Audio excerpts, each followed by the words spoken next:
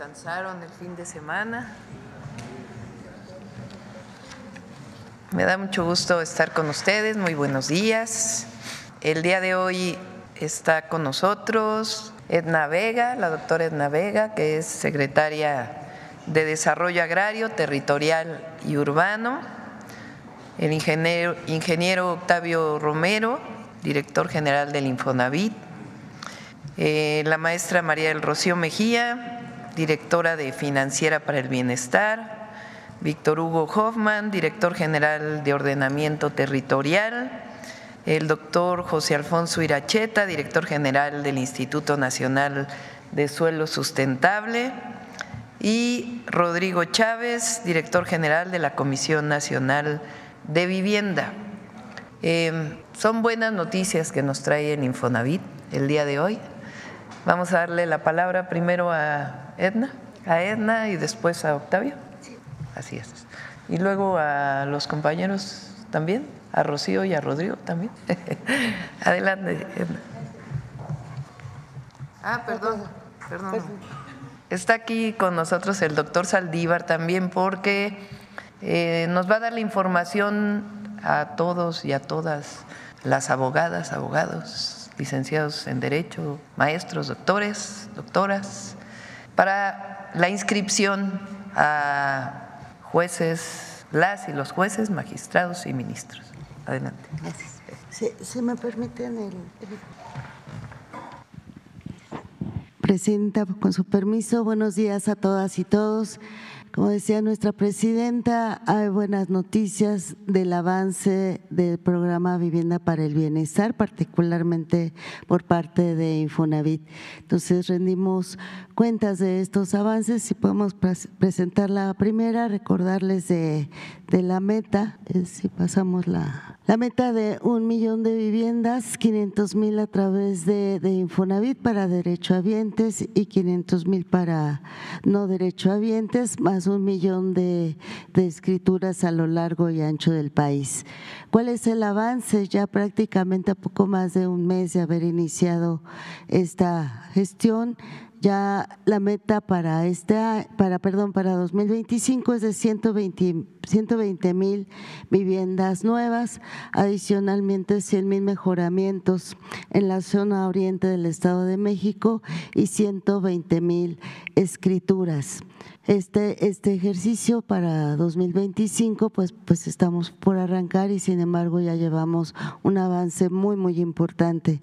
En la siguiente, ¿qué tenemos ya? ¿Qué hemos avanzado? En la generación de uno de los elementos más importantes para la vivienda, que es la reserva territorial.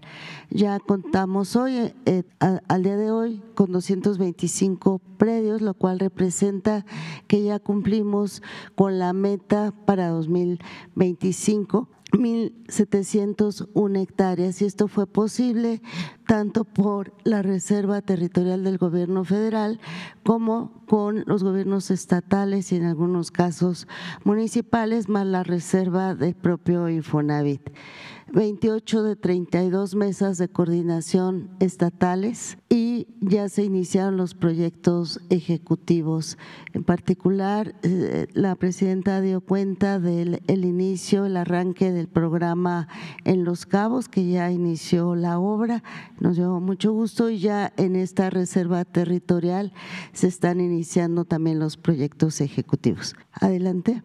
Y en lo que hemos estado en este poco más de un mes, en la elaboración de los convenios con los gobiernos estatales, que tiene que ver justamente con la reserva territorial, pero también con las facilidades administrativas que se requieren para agilizar y cumplir cabalmente con toda la normatividad que se refiere a nivel estatal, municipal, pero que lo que se requiere es hacerlo muy rápido. Vamos a cumplir cabalmente con todos los reglamentos y normas, particularmente ambientales, que se requieran, y ya eso es el contenido del convenio.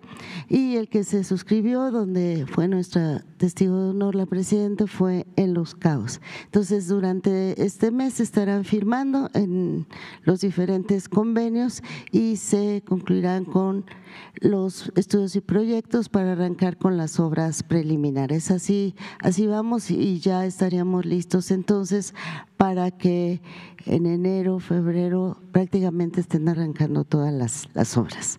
Sería de mi parte todo. ¿Podría pasar la que sigue, por favor? Aquí le podremos ceder el uso de la palabra a Rodrigo Chávez para informar respecto de no derechohabientes. Mientras llega Rodrigo, si me lo permite, Presidenta, pedir a la gente que no se deje engañar por fraudes. Ya tenemos conocimiento de que hay supuestos gestores que están pidiendo recurso a cambio de incorporarse al programa. Entonces, aprovechando este importantísimo medio de difusión, pedirle a la gente, habrá una convocatoria específica con mucha cercanía con la Secretaría de Bienestar. Estaremos en comunicación para informarles a las personas para la incorporación de los programas. Entonces, pedir, Presidenta, a la gente que no se deje sorprender por supuestos gestores. Gracias. Con su permiso, Presidenta. Buenos días a todas, a todos, compañeros funcionarios. ¿Qué vamos a hacer la CONAVI en 6 años? Ya lo habíamos comentado en la vez pasada, 500,000 viviendas nuevas y 300,000 mejoramientos, priorizando a los sectores más vulnerables, mujeres jefas de familia, madres solteras, población indígena, personas con discapacidad, adultos mayores, jóvenes. En el caso de jóvenes, la CONAVI va a construir vivienda para renta para las y los jóvenes que estudian y trabajan en las zonas donde vamos a desarrollar los proyectos de vivienda, y en general se va a atender a las familias que viven en zonas de alto riesgo y de rezago habitacional. Presento un calendario de los 6 años, me voy a concentrar. Para el 2025 vamos a desarrollar 50,000 viviendas y vamos a entregar apoyos de mejoramiento a 100,000 familias. ¿Cómo vamos en este mes y días de trabajo? Contamos ya con 106 predios de la Reserva Territorial del Gobierno Federal, de los gobiernos estatales y de los gobiernos municipales. De esos 106 predios son 1,003 hectáreas. Calculamos en cada hectárea construir 180 viviendas, nos darían 180,000 viviendas. Ya se iniciaron los trabajos de los proyectos ejecutivos y los trabajos preliminares en los suelos de 77 predios en 891 hectáreas, que tiene una proyección de 160,000 acciones de vivienda nueva. Para diciembre tendremos en proceso ya la elaboración de los ejecutivos y los trabajos preliminares del 100% de la meta de 2025, que son 50,000 acciones de vivienda nueva. Y ya iniciamos los censos en la zona oriente del Estado de México para entregar los 100,000 apoyos de mejoramiento de vivienda.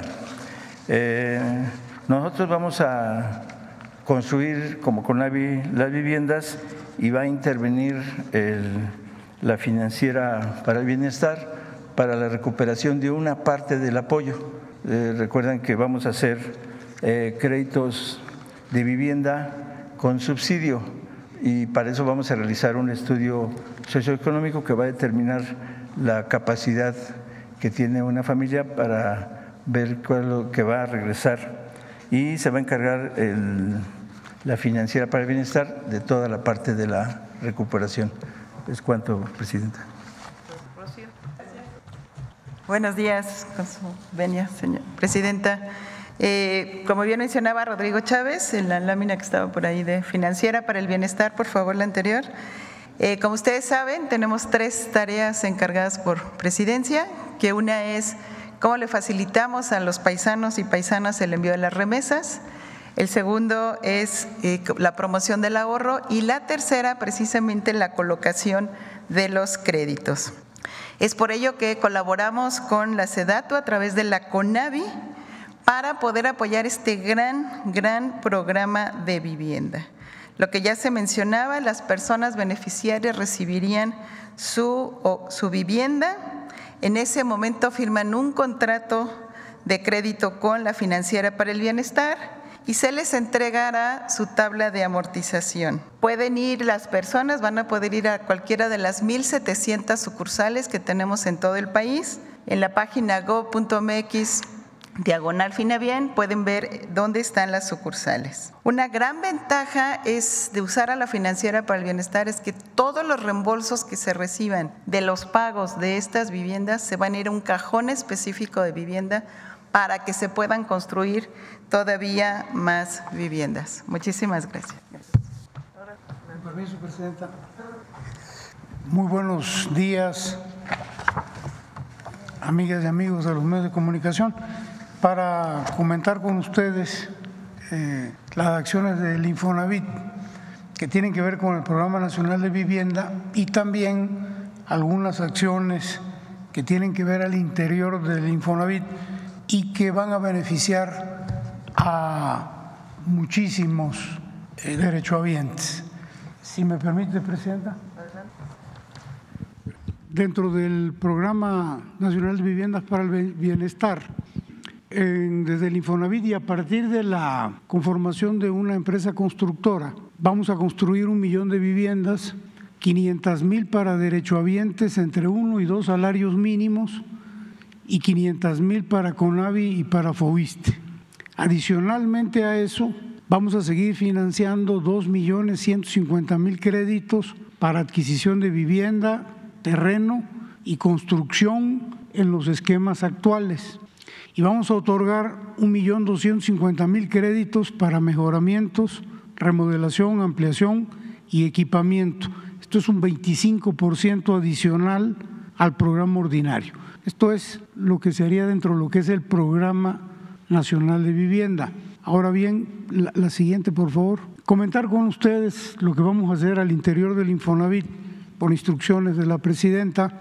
Decirles que en el Infonavit hay una cartera de 6.2 millones de créditos hipotecarios. El 64% de ese gran total de 6.2 se diseñó, estos créditos se diseñaron bajo un modelo en el que, a pesar de que el derechohabiente cumpliera con sus pagos, el saldo de su deuda y sus mensualidades subían cada año, haciéndola una deuda impagable. Esta injusticia afecta a 4 millones de familias.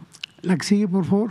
Esto es un ejemplo de este tipo de créditos. A esto se les denominó veces salario mínimo y se dieron del 2003 hacia atrás o hasta el 2013. Entonces, por ejemplo, en el año 1, el derechohabiente recibía un crédito de 249,000 pesos, hacía a lo largo del año un abono a capital de 7,170, pagaba intereses por 20,000, haciendo un gran total de 27,184. Pero al final del año se le incrementaba o se le cobraba o se le cargaba a su saldo la inflación o el incremento al salario mínimo por el orden de 22,357 pesos. Entonces, cerraba el año con 264,000 pesos que son superiores al crédito que inicialmente se le había otorgado. Eso se repite a lo largo de todos los años y por eso vemos que año con año el monto se va incrementando, de manera tal que el pago a capital disminuye cuando debería aumentar y el pago de intereses sube, independientemente de que se le sigue cobrando o se le sigue adicionando los incrementos anuales del salario mínimo. De esta manera vemos que desde el primer año aumenta su adeudo y en el año 30 puede llegar a tener un adeudo de 1,383,000 pesos, después de haber otorgado, haber solicitado o habérsele otorgado únicamente 249,000, es decir, 5 veces mayor al préstamo. La que sigue, por favor. Bueno, pues la presidenta Claudia Sheinbaum nos instruyó a acabar con esta injusticia, por lo que a partir del día de hoy se congela el saldo y las mensualidades de 2 millones de estos créditos, son 4 millones, 2 millones que entran en el esquema de veces salarios mínimos, se congelan a partir de hoy. Estos fueron, como les decía hace un momento, otorgados desde el 2013 para atrás o antes del 2013. La que sigue, por favor. Este es el esquema del congelamiento. En esto consiste el congelamiento. El derechohabiente inicia pagando una mensualidad, digamos en el año 2010, de 1.500 pesos. Digamos que a esta altura del 2024 ya su mensualidad se incrementó a 3.200 y si no congelamos, la tendencia es que se incrementa al final hasta 8.615 pesos mensuales. Congelamiento consiste en parar aquí la mensualidad y mantenerla hacia adelante. La que sigue, por favor. Ahora bien, de esos 2 millones de derechohabientes que hoy congelan ya su saldo, 500,000 adicionalmente al congelamiento, de manera automática van a recibir beneficios adicionales, van a tener una disminución de tasa y de mensualidad y o en algunos casos descuento en los saldos. De los 2 millones, 500,000, aparte del congelamiento, van a recibir estos beneficios de manera automática. Y el 1.500.000 restante les estamos pidiendo que se acerquen a los centros de servicio del Infonavit para que obtengan beneficios adicionales a los que pueden tener acceso. Entonces, el llamado a este 1.500.000, ahorita les vamos a decir cómo, para que acudan a los centros de servicio del Infonavit para lograr beneficios adicionales, que no van a ser automáticos, van a ser en la sucursal correspondiente. La que sigue, por favor. Entonces, a partir de la próxima semana, o sea, si dentro de una semana, van a poder consultar los 2 millones que hoy se congela su cuenta, van a poder consultar en la página institucional del Infonavit los beneficios que obtienen con este programa. Los 500,000 van a ver congelamiento y descuentos automáticos adicionales. Y el 1,5 millones van a ver que su cuenta ya está congelada y van a enterarse en esta consulta de qué beneficios adicionales van a tener. Entonces es muy importante que entren a esta página dentro de una semana para que obtengan esta información y se presenten a los centros de servicio del Infonavit. La que sigue, por favor. Esto que les digo de los créditos veces salario mínimo que se otorgaron hasta el 2013, ya fue su último año, 2013. Del 2013 y hasta el 2021 se sacó otro modelo de crédito que también afectaba, hacía el mismo daño que el anterior. Ese se le denominó en viejos pesos. Ahorita les voy a platicar qué vamos a hacer con eso. Pero es importante que sepan que actualmente el Infonavit, desde la administración del licenciado López Obrador, se detuvieron estos modelos de crédito, veces salarios mínimo y viejos pesos, y ya actualmente, desde la administración pasada, ya los créditos funcionan de manera normal. Por ejemplo, en el año 1, un derechohabiente sacó 600,000 pesos, hizo un pago de interés, un pago total anual de 65,000 pesos. De esos 65,000, 61,000 se fueron a intereses y 3,700 a capital. Pero aquí ya vemos que hay una disminución en el primer año del monto inicial y así año con año va disminuyendo su saldo de manera tal que en el año 21 ya completó el pago de su deuda y ya es dueño de su departamento. Esos son los créditos que desde la administración del licenciado López Obrador se empezaron a otorgar a los derechohabientes. La que sigue, por favor. En las próximas semanas vamos a proponer un beneficio adicional para los otros 2 millones de derechohabientes. Recuerden que les había dicho que son 4, 2 por veces salario mínimo y 2 con el modelo de viejos pesos, que hace exactamente el mismo efecto, el mismo daño, y que fueron otorgados entre el 2014 y el 2020. Por lo que antes de que termine este año, estaremos beneficiando a 4 millones de familias, de acuerdo con las instrucciones que nos dio la Presidenta de la República. La que sigue, por favor. Pues yo creo que ahí terminé. Muchas gracias. Gracias. Buenos días a todos y todas, con su permiso, Presidenta. Les voy a presentar a continuación los avances que hemos tenido en materia de regularización de la tenencia de la tierra. Hace algunos días, si recuerdan, en Los Cabos se anunció el inicio del programa de vivienda y también del programa de regularización. Siguiendo, si bien se va a regularizar en todo el país, tenemos varias prioridades claramente establecidas por la Presidenta. El día de hoy me voy a concentrar ya no en Los Cabos, sino en el Estado de México y Tijuana. En el Estado de México la meta es de llegar o rebasar las 300,000 acciones de regularización.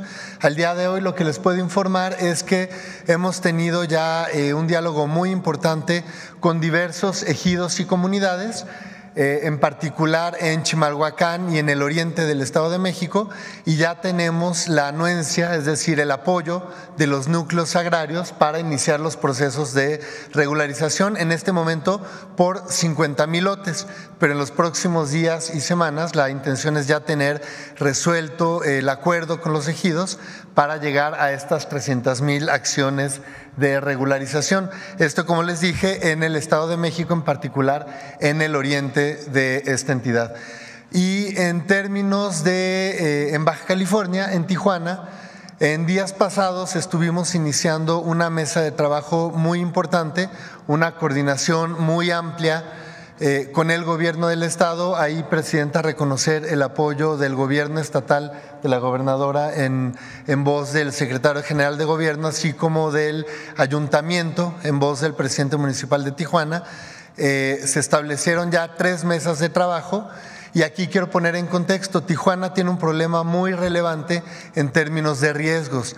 Por la orografía de la ciudad, muchas de las viviendas tienen alto riesgo por deslizamiento, sobre todo. Entonces, la meta es no regularizar cualquier cosa, se tiene que regularizar únicamente lo que tiene aptitud, el suelo que es apto para que tenga títulos de propiedad. De ese modo, las mesas de trabajo van en varios sentidos: en gestión de riesgos, en planeación y en gestión del suelo, para identificar las viviendas que están en alto riesgo, las que requieren algún reforzamiento, las que se pueden regularizar directamente, o en algunos casos donde sea necesario impulsar un proceso de reubicación. Y aquí quiero aprovechar para hacer una invitación a los ejidos que se encuentran en la ciudad de Tijuana y que hemos tenido muy buena colaboración de ellos: el ejido Chilpancingo, Matamoros, Francisco Villa, Rojo Gómez y Ojo de Agua, porque solamente de la mano con los ejidos y las comunidades es que vamos a poder avanzar en este proceso de regularización. De mi parte es cuanto, Presidenta. Gracias. Con su permiso, Presidenta, muy buenos días a todas y a todos. Como ustedes saben, está ya en operación todo lo necesario para la implementación de la reforma judicial que ya es Constitución. Por primera vez en nuestra historia, el pueblo de México va a elegir a sus juezas y a sus jueces, tanto federales como locales. La siguiente, por favor. El 31 de octubre se constituyó el Comité de Evaluación del Poder Ejecutivo y el 4 de noviembre se lanzó la convocatoria. Hay un micrositio en el cual se pueden inscribir para poder acceder a este proceso tan relevante en nuestro país. Quiero expresar nuestro reconocimiento y agradecimiento a Pepe Merino y a todo su equipo de la Agencia de Transformación Digital y Telecomunicaciones por haber hecho este micrositio en un tiempo récord. La siguiente, por favor. De aquí al 24 de noviembre es el proceso en el que se pueden inscribir. Queremos hacer una convocatoria a todos los licenciados y licenciadas en Derecho que reúnan los requisitos de la Constitución, pero particularmente a las y los jóvenes de México. Creo que es una magnífica oportunidad para quienes tienen vocación de servicio, de dedicar parte de su vida precisamente a servir a los demás en una de las actividades más hermosas que puede tener el ser humano, como es impartir justicia. Requerimos, lo ha dicho la presidenta, candidatos y candidatas que sean primero que nada honestos, honestas, con probidad a toda prueba, que sean obviamente personas preparadas, que tengan los requisitos técnicos, pero también personales para poder ser personas juzgadoras, pero de manera muy relevante que tengamos, lo ha dicho la presidenta, muchos Benitos Juárez en todo el Poder Judicial y en la Suprema Corte. Que los jóvenes y las jóvenes de nuestro país, de los lugares más apartados, de los pueblos que tienen capacidad, que tienen vocación, pero con el sistema anterior no se les presentaban las oportunidades de llegar a estos cargos, aprovechen esta coyuntura única. Requerimos un Poder Judicial más humano, más sensible, más plural, que esté mucho más cercano a la gente y que tenga una vocación de servicio distinta. Un Poder Judicial que no sirva a la oligarquía, sino que emane del pueblo de México para servir al pueblo de México. De aquí al 4 de febrero, una vez que esté la inscripción, se irán haciendo las diferentes etapas en el comité de evaluación. Primero, viendo los requisitos formales, después elegiremos a los mejores perfiles y los finalistas llegarán a comparecencias o entrevistas que serán públicas para que el pueblo de México valore y conozca quiénes serán sus próximas jueces y juezas. La que sigue, por favor. En la convocatoria se establecen cuáles son los requisitos que deben cumplir dependiendo del cargo, también a qué cargos se pueden postular y si tienen dudas, todos los centros de conciliación y registro laboral del país los pueden apoyar, los pueden orientar, incluso para hacer el registro. Agradezco también al secretario de Trabajo su disponibilidad para brindarnos este apoyo. La que sigue, por favor. Si tienen dudas, aquí viene la dirección a donde pueden ustedes acudir, un correo electrónico, y también quiero decirles que tenemos otro correo electrónico para apoyar por un lado a las personas indígenas que no tengan dominio suficiente del idioma español y para personas con discapacidad que requieran ajustes razonables.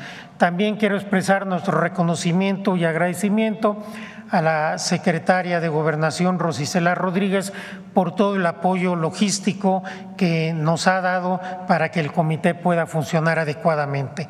Tenemos un pequeño video tutorial de 45 segundos que vamos a presentar a ustedes. Por favor. Tu registro en 5 sencillos pasos. 1. Entra al link que te permite entrar al sitio web. 2. Crea tu usuario y contraseña. 3. Señala el cargo al que quieres postularte. 4. Ingresa tus datos y documentación requerida. 5. Imprime y guarda tu comprobante de inscripción. Tendrás desde el 5 al 24 de noviembre para realizar tu inscripción. Si necesitas acceso al equipo de cómputo, puedes hacerlo de manera presencial en cualquiera de las oficinas del Centro Federal de Conciliación y Registro Laboral. No olvides que para esta opción es necesario que lleves tu documentación en PDF de manera digitalizada en una USB. Es importante que tengas a la mano tu número de cédula profesional y CURP, ya que serán necesarios para el inicio del registro. Esta reforma que ha dicho la presidenta es una de las más transformadoras en la historia de México. No solo nos permitirá tener el Poder Judicial que merece y exige el pueblo de México, sino hacer realidad los sueños de muchas y muchos jóvenes que sin esta oportunidad no hubieran tenido la posibilidad de acceder a estos cargos tan relevantes para nuestro país. Muchas gracias. Gracias. Bueno, pues como ven, vamos muy avanzados en el programa de vivienda, el Programa Nacional de Vivienda para el Bienestar, que incluye a la Comisión Nacional de Vivienda y al Infonavit. La otra muy buena noticia es que todos aquellos que tenían o que tienen créditos del Infonavit de antes del 2013 A 2 millones de ellos o ellas se les congela la mensualidad.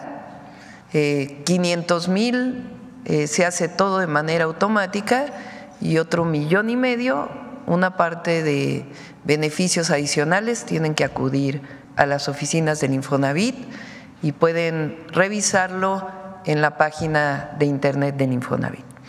Y por otro lado, a todos y todas las que cumplen los requisitos para ser parte del Poder Judicial, que se inscriban hasta el 24 de noviembre para que puedan incorporarse y después proceder al periodo de selección para que el 1 de junio puedan ser votados o votadas para constituir el nuevo Poder Judicial en nuestro país. Ahora sí, adelante. Acá.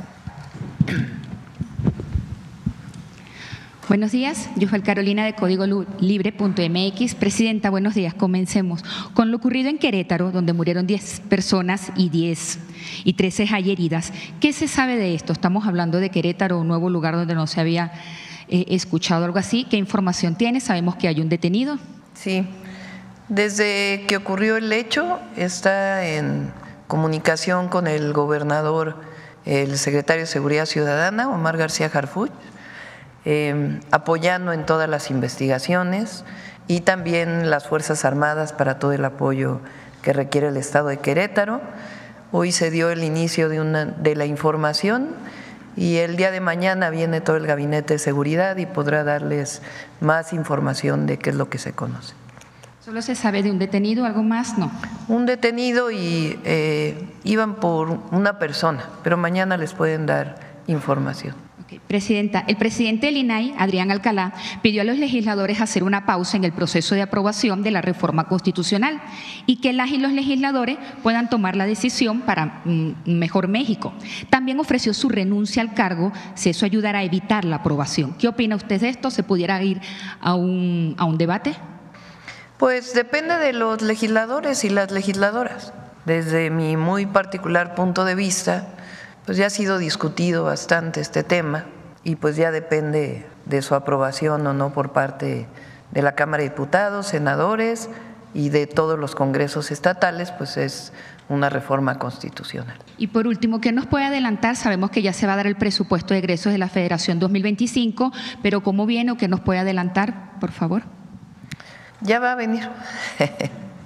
Estamos trabajando de manera muy intensa con toda la Secretaría de Hacienda en una reorganización del presupuesto público que nos permita, por un lado, disminuir el déficit, también aumentar los ingresos para el próximo año y poder cumplir con todo lo que nos comprometimos. Los programas de bienestar que están en la Constitución, el programa de vivienda, los nuevos programas del bienestar y las obras de infraestructura. Entonces, se está construyendo y una vez que sea presentado, es el 15 de noviembre, lo podemos presentar aquí en la mañanera. Gracias, doctora Aurora Castillejos, de Canal 14, Altavoz Radio, SPR. Doctora, precisamente preguntarle en temas de seguridad, en Zacatecas encontró usted el fin de semana, ¿cuál ha sido la fórmula o la clave para que en esta entidad hayan podido disminuir los homicidios? Han hecho un trabajo muy interesante desde diversas perspectivas. Son los 4 ejes que hemos planteado aquí, que los han llevado de manera muy avanzada. Tienen un programa de atención a las causas que se llama Construcción de la Paz, en la que han participado prácticamente todos los sectores en el Estado. La segunda, de fortalecimiento de su policía, tanto estatal como de la policía municipal, de las policías municipales. Pasaron de salarios de 5,000 pesos mensuales a salarios que alcanzan hoy los 13,000 y quieren aumentarlo hasta que termine el sexenio del gobernador a 17,000 pesos mensuales. Es un incremento pues muy importante que revalora el trabajo de la policía, aun y cuando pues es un salario similar al salario medio del IMSS, pero que significa pues un incremento muy importante.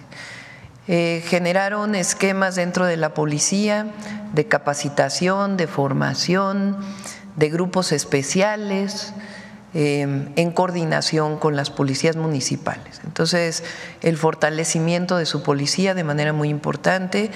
Tienen un secretario de seguridad que es un general retirado que ha hecho un gran trabajo. El tercer punto, inteligencia e investigación. Se trabajó mucho en lo mismo que hicimos en su momento en la Ciudad de México, en tener un área de inteligencia e investigación en la propia policía del estado de Zacatecas. Y finalmente la coordinación, tiene una excelente coordinación con la Guardia Nacional, con la Secretaría de la Defensa Nacional, con la Fiscalía, con el Tribunal Superior de Justicia del Estado, y también una coordinación en donde todas las instituciones de seguridad, por ejemplo, visitan las escuelas, tienen un trabajo de proximidad muy importante. Eso ha permitido la detención de grupos delictivos, la desarticulación de grupos y también pues la construcción de la paz desde abajo. Entonces es un muy buen trabajo, son más de 70% disminución de los homicidios dolosos y con ello la disminución de otros delitos. Por supuesto todavía hay que avanzar, pero realmente es un muy buen trabajo. Vienen el miércoles al Gabinete de Seguridad porque vamos a tomar el ejemplo de Zacatecas y de otras entidades de la República, pero particularmente de Zacatecas, para que sea ejemplo para otros estados del país. Gracias, doctora. También preguntarle ahí mismo en Zacatecas, ayer presentaba el programa Cosechando Soberanía. Me gustaría saber en qué consiste y si esto es un poco el adelanto de lo que se presentará en el G20. El programa Cosechando Soberanía, vamos a mantener todos los programas del bienestar diseñados por el expresidente, por el presidente Andrés Manuel López Obrador. El programa de producción para el bienestar, de fertilizantes gratuitos, el apoyo de Sembrando Vida, que aunque está en la Secretaría del Bienestar, pues impacta en términos ambientales, pero también en la producción. Y vamos a fortalecer 2 programas adicionales, o 3. El primero es la eficiencia en el riego agrícola, que es un programa conjunto entre SADER, la Secretaría de Agricultura y Desarrollo Rural, y la CONAGUA. El 25 previo se va a presentar aquí, pero el 25 de noviembre tenemos un acuerdo nacional por el uso eficiente del agua, en donde van a firmar distritos de riego, gobernadores, gobernadoras, también industriales, y se van a entregar parte de sus concesiones de agua a la nación para que puedan redistribuirse, y además el programa de riego agrícola, que es muy importante y se está trabajando con los distritos de riego ya. Ese es uno. El segundo tiene que ver con la producción de semillas y el fortalecimiento de la capacitación, de las escuelas campesinas, de la disminución del uso de agroquímicos y el uso, estamos trabajando con FIRA, que es una institución que está vinculada con el Banco de México, que otorga créditos a los agricultores, pero los créditos tienen 18% de interés, entonces no son accesibles para los pequeños y medianos. Entonces estamos trabajando para poder hacer un esquema de créditos accesibles con un conjunto de apoyos que permita el incremento de la producción en algunos productos especiales. Y el otro es, vamos a recuperar la productora nacional de semillas, que le llamamos Semillas para el Bienestar. Particularmente vamos a iniciar con frijol. Del 1.000.000 de toneladas que se consumen de frijol en el país, 300,000 son importadas. Y la verdad es que no tiene sentido que sigamos importando frijol. Se puede producir en México, hay toda la experiencia de los agricultores. Zacatecas es el principal productor de frijol, por eso lo anunciamos ahí, y vamos a producir semilla mejorada. Mejorada quiere decir que se trabaja con los campesinos para poder mejorar la semilla y poder hacer un programa de entrega de semillas mejoradas que permita aumentar la productividad. Entonces, estos proyectos son nuevos para el campo mexicano y están orientados a pequeños y medianos productores. Los grandes ya tienen sus esquemas y ahí no se va a regresar al apoyo como se hacía en el pasado, sino a fortalecer los apoyos que ya se están dando. Y la otra es el precio de garantía, que ya venía también desde el presidente López Obrador. Ahora le dimos el precio de garantía al frijol de 27 pesos el kilo. Se está ofertando ahora por los intermediarios, que es parte del problema que tiene el campo mexicano, en 14 pesos el kilo.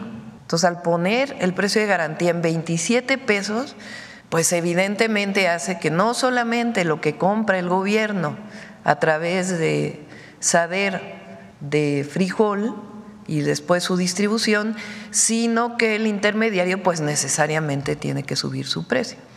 Entonces es de 27 pesos y el maíz es de 6,000 pesos, incluyendo un apoyo en transporte para la tonelada. ¿Qué beneficios adicionales estamos planteando? Pues no solo el apoyo al productor, sino que queremos que los precios al consumidor disminuyan, particularmente aquellos de escasos recursos. Entonces, esta semana vamos a firmar nuevamente el llamado PASIC, que es con empresarios, comercializadores, productores, para que no aumente la canasta básica. El próximo miércoles o jueves, no recuerdo, va a ser esta firma. Pero además estamos fortaleciendo las tiendas Diconsa. Ya no le vamos a llamar tiendas Diconsa, ahora se van a llamar tiendas del bienestar. En estas tiendas pues se va a comprar o se va a recuperar parte de lo que se compre con los precios de garantía, y en vez de que el frijol, por ejemplo, ahora en una tienda de autoservicio, el frijol negro está sobre 55 pesos el kilo. Entonces nosotros queremos que si lo estamos comprando a 27, pues se pueda vender en las tiendas de bienestar a 35 pesos.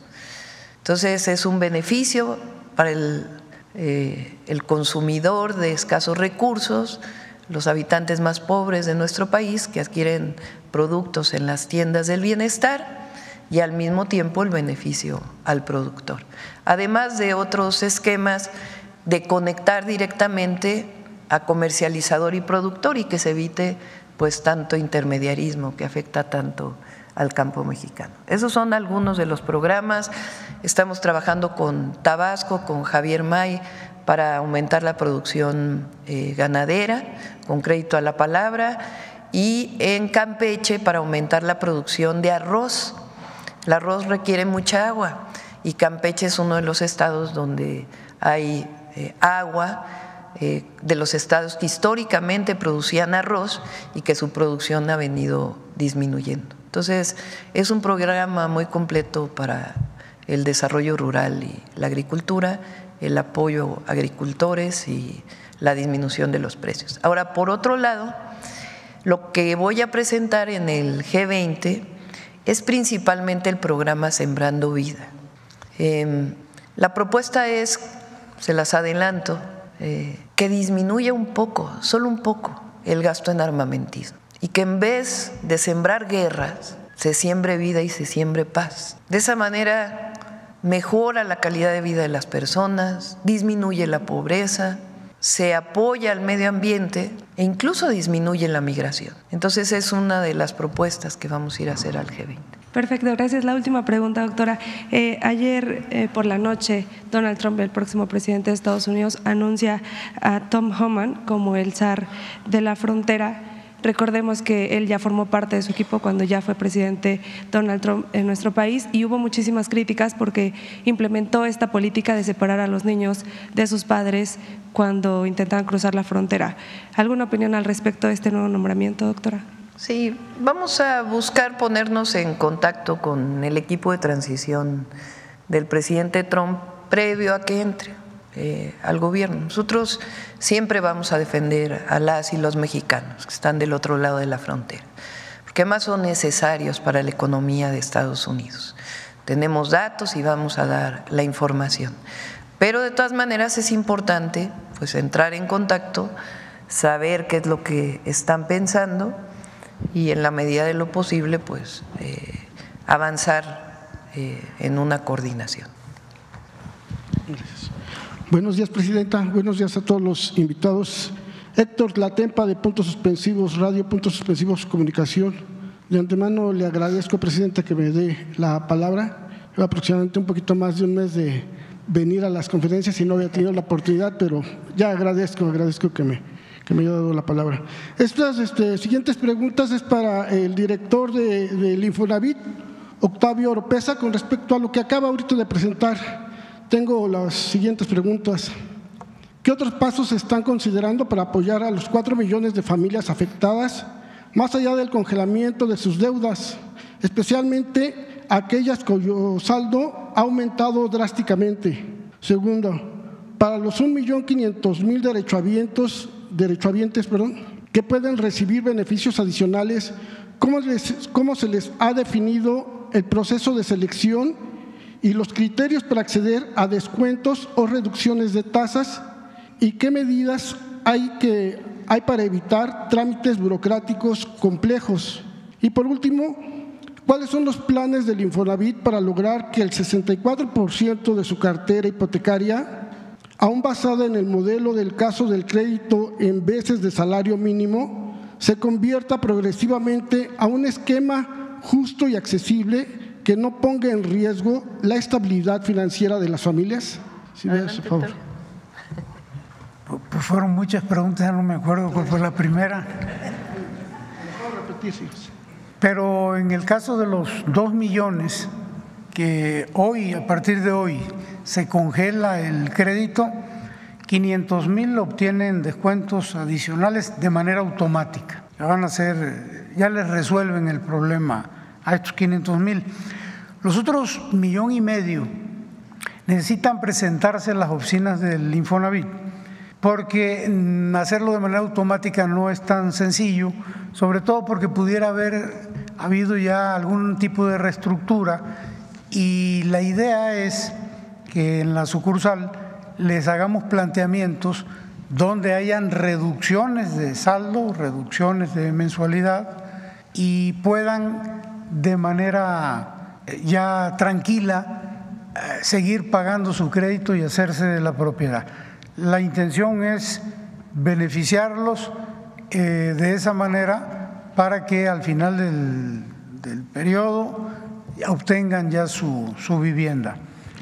En el caso de los otros 2 millones, en las próximas semanas también vamos a hacer un mecanismo similar. Vamos a congelar los otros 2 millones que hacen falta. Ahí estamos trabajando en eso, por eso todavía nos faltan unas semanas. Y de la misma forma, algunos van de manera automática a recibir beneficio y otros a través de las sucursales del Infonavit. Siempre el beneficio va a ser inicialmente el congelamiento. Ya no crece la deuda a partir de este momento o a partir del momento en que entre este segundo bloque de 2 millones, y el siguiente paso es reducción de montos y reducción de mensualidades. Entonces la idea es hacer accesible, hacer viable estos créditos, convertirlos en un esquema similar al que yo les presentaba hace un momento, en donde cada mes que se paguen intereses y amortizaciones de capital vaya disminuyendo el saldo de su deuda y sea tangible, porque hemos recibido pues muchas quejas, con toda la razón del mundo, porque es una injusticia de gente que nos dice: yo estoy paga y paga y paga y ya llevo años pagando, y no solo no baja, sino que esto sube, y eso se veía en el ejemplo. Un crédito de menos de 250,000 pesos termina siendo al final del periodo 1.300.000. Entonces, la idea es terminar con esa injusticia y dejar a las familias en condiciones de poder pagar y de quedarse con su vivienda. Esas fueron las instrucciones que recibimos de la presidenta y esas son las instrucciones que vamos a cumplir. Y nada más, perdón, el tema de la burocracia, porque no me quedó muy claro, no sé si no puse la suficiente atención, es decir, estos beneficiados van a tener que hacer algún trámite, ir hasta las oficinas para ver si ellos están dentro del programa y van a tener estos beneficios. Entendí que decía que va a ser en automático, entonces, ¿cómo saber si, por ejemplo, yo soy beneficiado o no de este programa? Tú vas a poder, suponiendo que fueras un caso de los 2 millones, dentro de una semana entrar a la página del Infonavit y ahí vas a ver si estás dentro del grupo de los 500,000 a los que se les congela su saldo y reciben beneficio adicional. Ahí va a aparecer en la página tu caso concreto si eres de los 500,000. Si eres del grupo del 1,5 millones, vas a aparecer con tu crédito ya congelado, ya no se va a incrementar y vas a recibir la invitación de que vayas a la oficina del Infonavit porque vas a tener derecho a otros beneficios. Entonces, hay que entrar a la página y verificar si estás en cualquiera de los dos grupos. Si estás en el de los 500,000, pues ya quédate en tu casa, ya no vayas porque ya recibiste. Pero si estás en el del 1,5 millones, vas a ver qué otros beneficios tienes derecho. Muy bien, muchas gracias. Muchas gracias, Presidenta, aprovecho. Quiero aprovechar porque después van a seguir visitándonos todo el equipo de la SEDATU y el Infonavit. Vienen los beneficios para los que tienen créditos de 2014, es así, ¿no? De 2014 y hasta 2020. Eso los está trabajando Octavio y su equipo para poderles informar, para que no crean que quien pidió crédito en el 2015 no va a tener beneficios. Esa es una. La otra es que estamos trabajando también en el FOBISSSTE, porque tiene situaciones muy similares.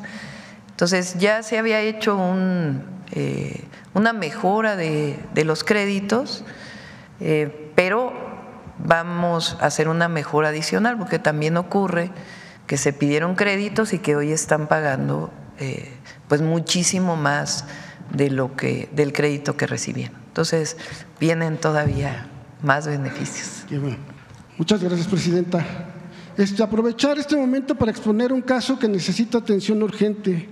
Se trata de la señora Asunción Jiménez y su hija Andrea Quintana, quien a sus 23 años sufrió un grave accidente en motocicleta en abril del 2024, dejándola con una discapacidad permanente. Lamentablemente, su situación ha sido agravada por una serie de negligencias dentro del IMSS, citas canceladas, falta de medicamentos y la ausencia de terapias necesarias han puesto en riesgo su vida y su recuperación.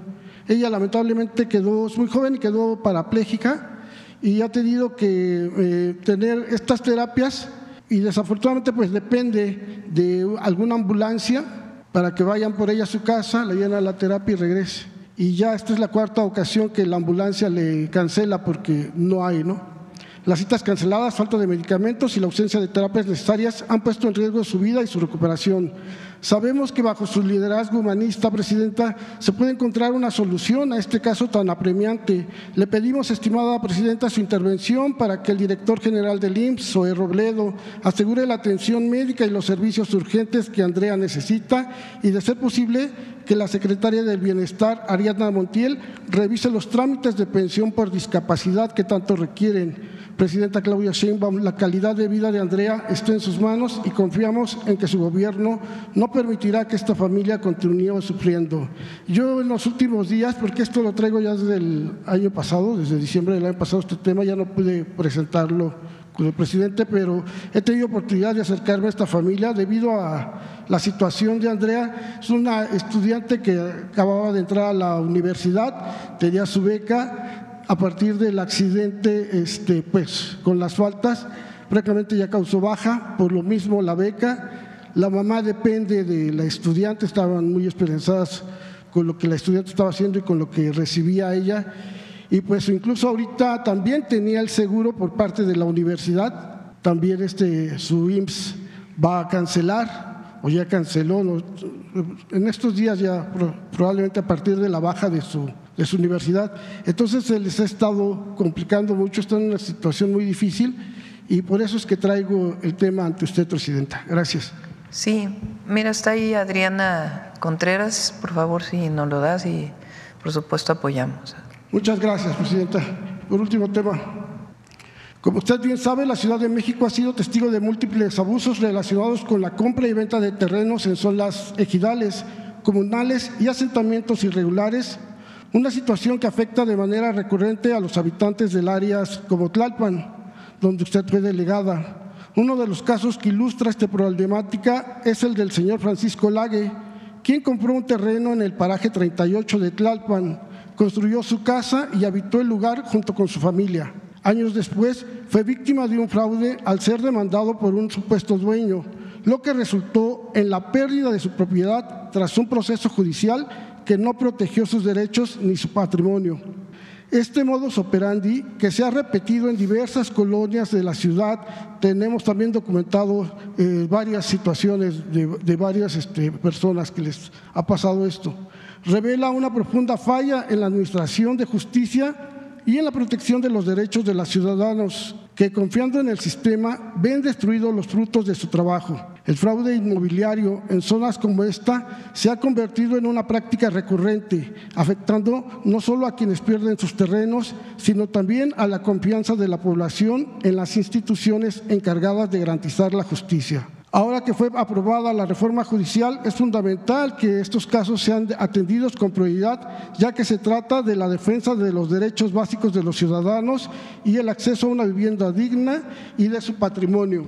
Con su experiencia y conocimiento de la situación en Tlalpan, le pedimos que considere intervenir en este tipo de casos. Presidenta, dado su profundo conocimiento sobre Tlalpan y los problemas recurrentes de fraudes en terrenos comunales y ejidos, ¿qué medidas concretas tiene planeadas para enfrentar este modus operandi que sigue despojando a familias trabajadoras de su patrimonio? ¿Podría su equipo jurídico revisar el caso del señor Francisco Lague y en el marco de la reforma judicial buscando mecanismos que restituyan los derechos vulnerados de tantas familias que han sufrido fraudes similares en la Ciudad de México? Gracias, Presidenta. Si no me falla mi memoria, Paraje 38 es uno de los asentamientos de hace muchísimos años que quedaron dentro de, creo que este es del ejido de San Andrés Totoltepec, si mal no me equivoco. Ese es parte del programa de regularización que tiene Edna Vega y todo su equipo de SEDATU. Por supuesto, atendemos el caso en específico. ¿Qué es lo que ocurre? No solo es en la Ciudad de México, sino en otros lugares del país. A veces los ejidatarios, incluso a veces comuneros, comuneras, venden su tierra a un particular, pero no entra todo el proceso de regularización. Primero porque a lo mejor no tienen el uso de suelo urbano, entonces no podría regularizarse porque es un suelo rural o forestal. Y segundo, en el caso de la propiedad, pues para poder deslindar un predio de propiedad ejidal que está en el registro agrario para pasarlo, digamos, al registro público de la propiedad, pues lleva un proceso importante si es que el ejido entró a todo este proceso que se desató después de 1992 con la privatización de los ejidos. Entonces ahí se generan a veces fraudes porque se vende 2 veces el terreno o sencillamente, como no está registrado en ningún lado, sino que es un contrato de propiedad o un contrato de compraventa privado, pues entonces a veces se presta a estas circunstancias. En otros casos hay problemas de corrupción vinculados con a veces hasta notarios, registros públicos, en el caso de que no sean ejidos o comunidades o de que ya hayan pasado a propiedad privada. Entonces atendemos este caso y el programa de regularización de 1 millón, ¿no? Esa es nuestra meta, ¿verdad? de escrituraciones tiene que ver con esto. Hay muchísimos lugares en el país que tienen esa característica. El sur de la Ciudad de México tiene esa característica. Tampoco se puede regularizar aquellos predios que están en alto riesgo o en áreas de alto valor ambiental. Ahí se busca más bien pues la reubicación de las viviendas. Y en otros casos pues lo que se está haciendo es justo lo que nos plantearon, hacer un proceso de expropiación consensada con los ejidos o las comunidades en donde ya está urbanizado, para de ahí pues poder proceder a todo el proceso de escrituración. Para ello se requiere un trabajo muy importante con los estados también, con los registros públicos. Entonces, pero tocamos este caso en particular. Buenos días, señora presidenta. Soy Yesenia Peralta de Business Energy de Tabasco. Gracias por la oportunidad, es la primera vez que intervengo. Gracias. Presidenta, el antecedente de la política energética y petrolera que dejó el presidente Andrés Manuel López Obrador marcó un precedente con la recuperación de Pemex y Comisión Federal de Electricidad, y que se consolida al inicio de su gobierno con el decreto constitucional que le devuelve al pueblo de México Pemex y Comisión Federal de Electricidad, lo que significa una buena señal de continuidad en este sentido. Su preparación académica y profesional está inclinada a la sustentabilidad y el cuidado del medio ambiente. En este sentido, debemos recordar que en Tabasco comienza el movimiento del pueblo con la defensa ante la paraestatal de aquellos años, en donde la negligencia del manejo de los residuos petroleros, así como el mal manejo de los yacimientos o derrames que afectaban las aguas y los cultivos de los habitantes y que eran su sustento, eran dañados constantemente por los malos manejos en aquel entonces. Eso se había vuelto y se volvió un problema social, del cual ahí nace el movimiento de la Cuarta Transformación. Mi pregunta es, señora presidenta, ¿tiene contemplado una estrategia de sustentabilidad y cuidado del medio ambiente, no solo en Tabasco, sino en las zonas petroleras donde pueda repetirse esta situación para evitar el daño a los alrededores, sus poblados y comunidades? Sí, se avanzó con el presidente López Obrador, ahí Octavio fue director de Pemex y lo conoce. Y ahora vamos a avanzar todavía más. Una parte muy importante que no se pudo hacer en el sexenio anterior porque no pudo cambiarse la Constitución, al ser empresa productiva del Estado Pemex, dejaba de ser en los hechos una empresa del pueblo de México y tenía las características o funcionaba como cualquier empresa privada, a pesar de que le quitaban los derechos la Secretaría de Hacienda o el gobierno, como si fuera empresa pública, ¿no? Que tenía un régimen especial. Ahora que regresa a ser empresa pública, vienen todas las leyes secundarias que se van a presentar alrededor de febrero del próximo año, se están trabajando, porque es cómo creció Pemex después de la reforma energética, pues la hace muy ineficiente. Entonces ahora vamos a integrar verticalmente nuevamente Pemex, que es lo que siempre pidió Octavio y no se podía hacer por esta condición, y también Comisión Federal de Electricidad.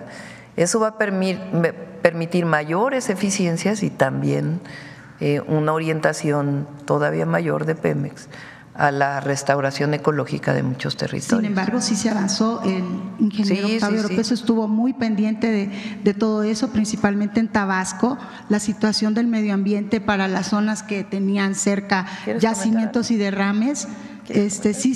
Bastante se avanzó y pues eso el pueblo lo reconoce. Sí, por supuesto. Una segunda pregunta, presidenta. El sureste es una región por todos sabidos con altas temperaturas, hablando de Tabasco, Mérida, Campeche, Quintana Roo y Chiapas. Las tarifas de electricidad, en este sentido hablo de Tabasco, es mi experiencia personal, ha sido un tema discutido por años. En el sexenio del presidente Andrés Manuel López Obrador hubieron igual avances sustantivos en nuestro estado. Sin embargo, mi pregunta para ustedes es la siguiente: ¿habrá alguna estrategia del gobierno federal para estandarizar esta tarifa en la región, dado que por el clima extremo el consumo de electricidad es elevado y los recibos de luz llegan sumamente altos? Esto es un problema histórico y la población se ve afectada en su economía y se ha vuelto un problema social porque afecta con atrasos y pagos de este servicio. ¿Considerará esta problemática y retomará el tema en esta administración, señora presidenta, para tener una estrategia en el tema de las tarifas? Por otro lado, igual un programa de conciencia, para concientizar a la población también del consumo. Sí. Es uno de los planteamientos que nos hizo Javier May. Hoy es importante que se conozca, CFE subsidia las tarifas eléctricas en alrededor de 40,000 millones de pesos. Y estamos revisando opciones distintas para poder seguir apoyando pues a quien menos tiene, porque el grave problema de las altas temperaturas es que el aire acondicionado pues es una necesidad primaria. No es un privilegio, sino se vuelve una necesidad. Pero tiene que venir acompañado también de algunos otros programas de eficiencia, de sombras en las viviendas, distintas acciones que permitan que no se requiera tanto uso de aire acondicionado y al mismo tiempo la disminución de las tarifas. Pero todavía estamos trabajando en ello, no quisiera comprometerme. Tanto en el norte, las temperaturas mayores en el norte, que en realidad es un calor más seco, pues están en Mexicali, en Sonora, y en el sur, pues evidentemente sur-sureste también hay temperaturas altas. Entonces, sería muy fácil decir vamos a subsidiar, pero el asunto es de dónde salen los recursos para el subsidio. Entonces, por eso se tiene que trabajar conjuntamente. Muchas gracias, es todo. Acá. Buenos días, doctora, gracias por la palabra.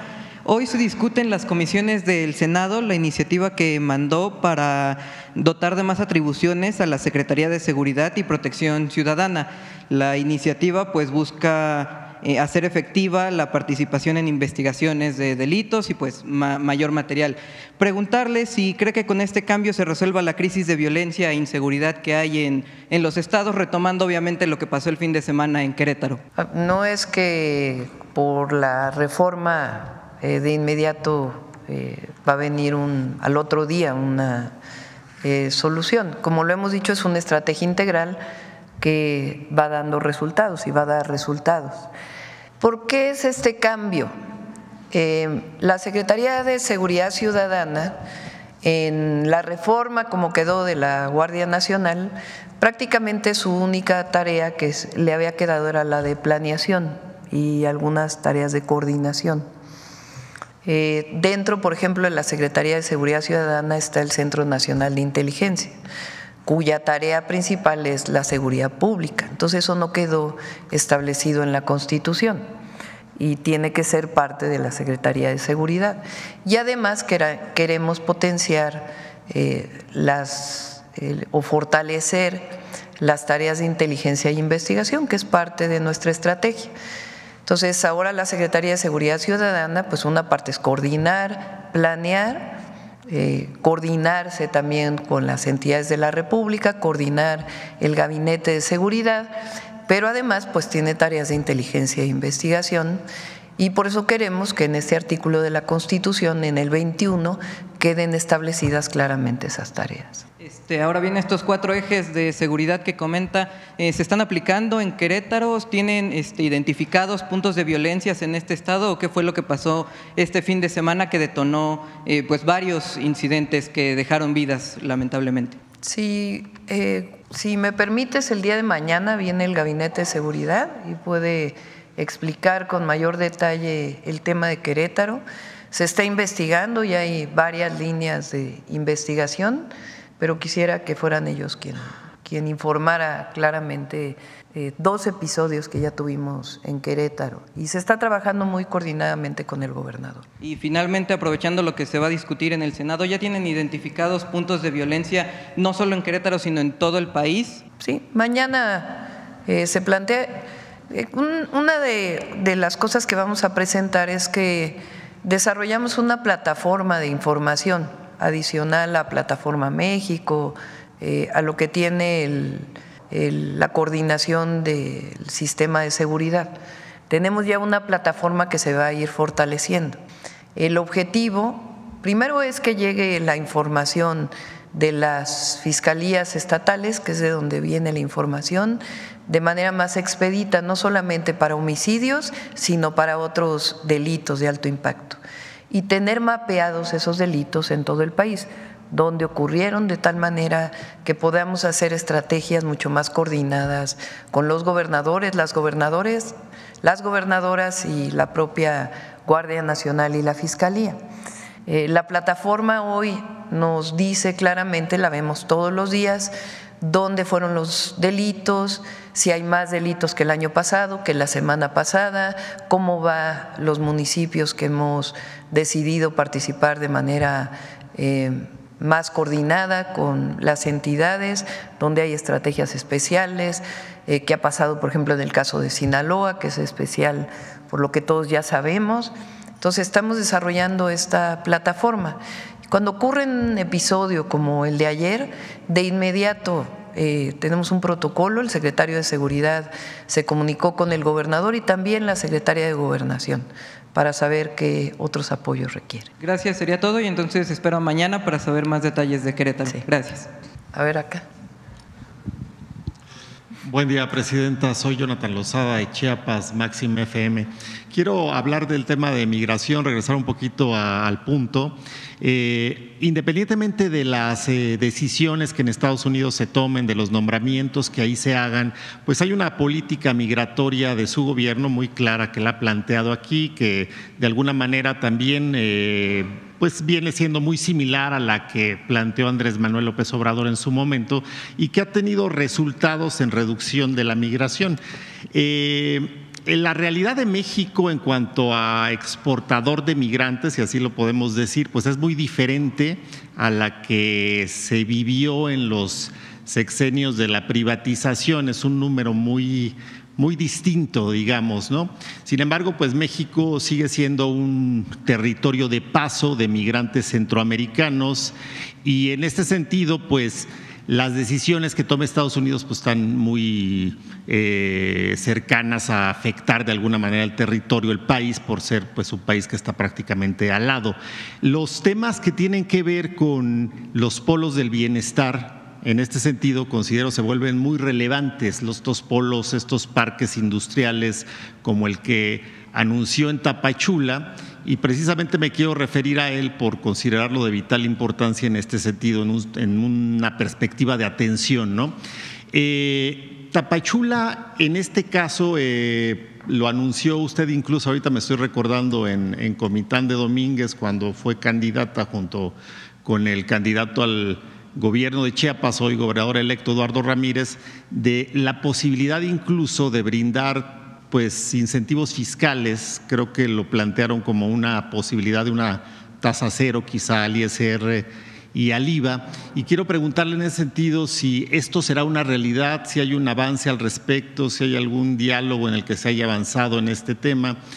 Y también lo quiero ligar al tema de cómo desde el gobierno federal se visualiza Chiapas, el estado, y la posibilidad de inversiones más amplias que las que puede tener pues un parque industrial, no únicamente en la zona fronteriza. Pues al final lo que se planteó en esa ocasión en Comitán es no únicamente pues dar quizá empleos a los chiapanecos de esa zona, sino también a los migrantes que por alguna razón llegaran a estar ahí, ¿no?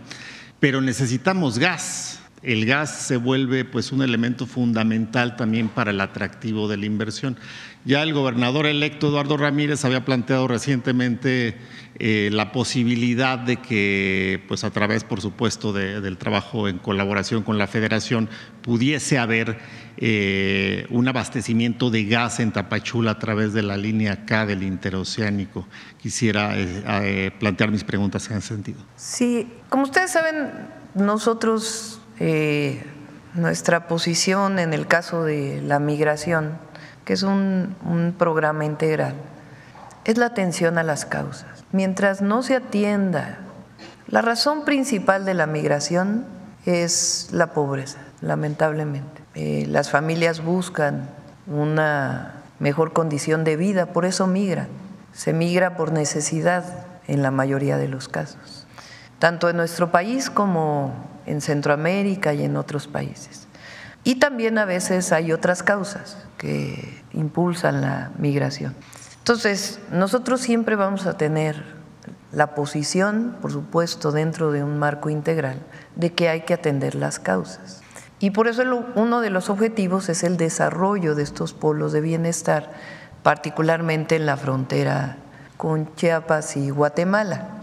De hecho, ahora ha habido más conversaciones con Guatemala para poder ya empezar a desarrollar este proyecto que inició con el presidente López Obrador. Ya hay incentivos, si se requieren más va a haber más incentivos, pero el objetivo es generar un proyecto más allá de los incentivos y esperar la inversión, sino realmente generar un proyecto integral para esa zona que permita trabajo evidentemente para los habitantes de Chiapas, pero también de contención de la migración en el sur de nuestro país de la forma más humanitaria posible, que es ofreciendo empleo y desarrollo en toda esta zona. Chiapas, como Oaxaca, es un estado de muchas comunidades indígenas y pueblos indígenas. Y hoy, con el cambio del segundo constitucional, y además lo hacemos por convicción, pues cualquier desarrollo tiene que ser consultado con los pueblos. Entonces no es solamente, y además hay recursos naturales muy importantes. Entonces cualquier desarrollo que tenga que ver con industria manufacturera o agroindustrial, pues primero tiene que ser también incluyente, es decir, que no solamente es el empleo, sino que genere otros beneficios. Y también pues tiene que haber esta consulta que es indispensable. Yo creo que no hay que adelantarse tanto, o sea, ya estamos trabajando en ello, está por entrar el nuevo gobernador, está trabajando el canciller y las distintas secretarías y ya en su momento lo vamos a presentar. Está la línea K que va a llegar a Ciudad Hidalgo y la idea es que pase a Guatemala. Entonces no hay que adelantarse tanto en el sentido de que hay proyecto integral y vamos a ir dando los resultados y establecer pues la comunicación con el presidente electo Donald Trump para poder pues avanzar en estos proyectos. En otra pregunta, Presidenta, el jueves pasado hubo una reunión de la Comisión Internacional de Límites y Aguas en una firma de un acta 331 para el abastecimiento de agua tanto a Estados Unidos de Norteamérica como a México.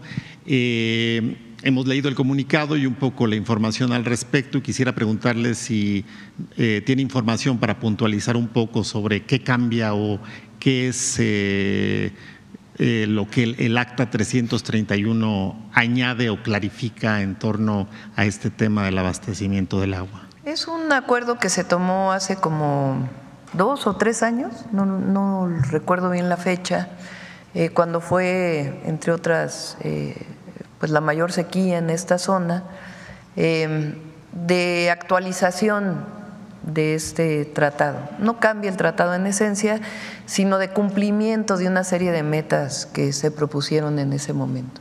Entonces, no tiene mucho mayor alcance que el cumplimiento de estas metas y en este momento hay disponibilidad de agua para poderlo hacer, pero no hay un cambio profundo en este sentido. Y finalmente, Presidenta, pues el PAN tiene nueva dirigencia, Romero, bueno, es un partido distinto al al del que usted emana y de su movimiento, pero quisiera preguntarle cuál es su visión en torno a, bueno, un nuevo dirigente de una oposición que, bueno, hemos visto ha hecho un papel bastante atropellado durante, pues, vimos las elecciones y están, bueno, podemos hacer una visión histórica, pero precisamente en este momento en donde parece que desde una perspectiva ciudadana la oposición pues ha estado también en atropello y atropello con temas como la reforma al Poder Judicial, como la misma campaña en donde hubo campañas un poco cuestionables, pues quisiera preguntarle cuál es su visión. Bueno, nos parece que la oposición debe existir en todo proyecto, en todo gobierno, pero ¿qué tipo de oposición es la pregunta? Y con esa termino mi intervención. Gracias, presidenta. Hay que preguntarle a Calderón qué opina de Jorge Romero, a ver si lo tienen por ahí. En su libro dice: Jorge Romero, de la Ciudad de México, exdelegado en Benito Juárez, famoso por los casos de corrupción que constantemente empresas extorsionadas revelan. Un amigo suyo y sobrino mío me relató que dejó de trabajar con él cuando el propio Romero le confesó que asociaciones de ambulantes y otros le representaban a su grupo ganancias de 7 millones de pesos al mes. Con ellos, además, había infiltrado el padrón del PAN en toda la ciudad. Eso es lo que opina Calderón, que no es precisamente alguien que apoya la 4T, ¿verdad? Es el jefe del cártel inmobiliario, el presidente del PAN. Lo conocimos muy bien en la Ciudad de México. Probablemente no fueron los de abajo quienes revelaron, incluso los propios empresarios, como testigos revelaron el modus operandi de ese grupo muy corrupto de la alcaldía Benito Juárez. Entonces, pues ese es el hoy representante del Partido Acción Nacional. Y es parte del conservadurismo, que además ni siquiera se deciden si están de acuerdo o no con los programas sociales. En la campaña nos acusaron de que decíamos que ellos no estaban a favor de los programas sociales. Después, ahora cuando se hacen los programas de bienestar o sociales, parte de la Constitución, vota el PAN a favor en lo general. Luego aquí en la mañanera digo, ahora sí están a favor, pero ¿cómo si Marco Cortés dijo hace unas semanas o unos meses que su gran error en la campaña fue decir que estaban a favor de los programas sociales? Y entonces, como decimos eso, pues votan en lo particular en contra. O sea, votan a favor en lo general, pero en contra en lo particular. O sea, ellos están en contra de los programas de bienestar. Pero en particular este grupo que llega hoy a la dirigencia del PAN, pues es un grupo conocido por los propios panistas, pues de estos esquemas de mucha corrupción que nacieron en esta alcaldía. Entonces, pues, así que digan qué renovación tuvo el Partido Acción Nacional, pues, no mucha, ¿verdad? La Secretaría de Gobernación siempre está ahí para dialogar eso, pero sí es importante que pues, se conozca el antecedente, ¿no? Dijo ayer en su primer discurso ya cuando se declaró vencedor. Bueno, pues ya sabrán los panistas. ¿Sí?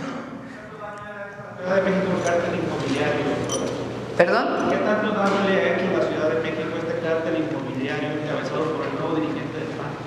Pues en su momento, les platico si quieren muy rápido cómo fue que la fiscal general de justicia, entonces Ernestina Godoy, se dio cuenta de lo que pasaba. Hubo una explosión en un edificio hace años por un tanque de gas y entonces la fiscalía pues tiene que hacer investigaciones de oficio. Entonces empieza a hacer las investigaciones y se empieza a dar cuenta que los departamentos están a un mismo nombre y de ahí comienza a jalar el hilo y se empieza a dar cuenta que en otro edificio también y en otro edificio también. Y entonces empieza a dar cuenta que además violaban los usos de suelo, que si por ejemplo solamente se podría construir 5 pisos, pues hay muchos edificios, particularmente en la Benito Juárez, que tienen 7 pisos, que tienen 8 pisos. Cuando empieza a salir esto, los habitantes de estos edificios comienzan a denunciar en la Fiscalía y en la Secretaría de Desarrollo Urbano y Vivienda que no pueden escriturar su edificio, porque en el plano está que tiene 5 pisos, pero ellos compraron en el 6º piso. Entonces era inexistente su departamento. Y así se empezó a revisar cuántos edificios y desde cuándo tenían más pisos. Y entonces encontró un modus operandi donde el constructor daba dinero al alcalde delegado en su momento para permitirle construir pisos de más. Entonces de ahí pues hubo denuncias incluso de los propios constructores y se detuvieron a varias personas. Una de las personas detenidas fue explicando cómo era el modus operandi en aquel momento, que era pues uno de los operadores de este grupo de mucha corrupción. Entonces a eso se le llamó el cártel inmobiliario. Y hay muchas personas detenidas. Y esto empezó, entre otros, cuando esta persona fue el delegado de la Benito Juárez. Entonces Calderón, que entonces, ya no sé si Calderón está en el PAN o no, pero incluso Margarita Zavala tiene por ahí una entrevista que creo que le hace Loret de Mola, donde denuncia en Televisa, hace ya años, lo que en la época de Mancera, que en su momento denuncié cuando fui candidata a la jefatura de gobierno, en el 2018 creo, de ese fondo que se hizo para la reconstrucción después del sismo, que se repartieron entre los diputados de entonces, que afortunadamente se pudo parar en aquel momento y ya se evitó que se hiciera ese fondo, pero todavía pudieron hacerlo. Es decir, los propios panistas los denuncian por este pasado de corrupción. Entonces, pues eso es lo que llevó a la dirigencia del PAN. Y diálogo, pues siempre van a tener ahí con la Secretaría de Gobernación, pero también es importante que se conozca, que se sepa. Bueno, vamos a cerrar con Vida Saludable de los lunes. En México, todas y todos tenemos derecho a una vida saludable. La diabetes es una enfermedad crónica causada por la deficiencia de insulina, una hormona que controla los niveles de azúcar en la sangre. Afecta el corazón, los ojos, los riñones, el sistema nervioso y reduce la calidad de vida. Existen 3 tipos de diabetes. La tipo 1 se desarrolla en la niñez. La tipo 2 suele comenzar en la edad adulta y está directamente relacionada con el consumo excesivo de azúcares. Y la gestacional, la tipo 3, que puede ocurrir en el embarazo. Todas son peligrosas, pero la diabetes tipo 2 es especialmente grave, porque representa más del 90% del total de casos en México, aunque puede prevenirse con bastante facilidad. Si comes mucha azúcar, tu páncreas tendrá que generar más insulina para compensarlo, hasta que no pueda más. Y ojo, en alimentos procesados como los cereales, casi la mitad de contenidos son azúcares. Y eso sin contar lo que tienen los refrescos, jugos, pastelitos y galletas. Entre muchos otros ejemplos. Por fortuna, puedes elegir la alimentación tradicional que nos heredaron nuestros ancestros, rica en cereales, verduras y hortalizas. Es muy importante que acudas a revisiones médicas en tu clínica o unidad de salud, porque la tercera parte de las personas que viven con diabetes no lo saben. La prueba es muy sencilla y rápida, y en las unidades del sector salud es gratuita. Si la medición supera 100 en ayuno, es muy factible que tengas prediabetes. Es urgente atenderla. Tu médico te ayudará a prevenir y detectar cualquier factor de riesgo, con el seguimiento y tratamiento adecuados. Ojo, si tienes sed excesiva, fatiga constante, visión borrosa o heridas que tardan en sanar, ve a consulta cuanto antes. Comparte esta información, cuídate y cuida a las demás personas, porque la vida saludable está al alcance de todas y todos. Alimenta bien tu vida. Cerramos los lunes con Come frutas y verduras. Muchas gracias a todos. Nos vemos mañana. ¿Perdón?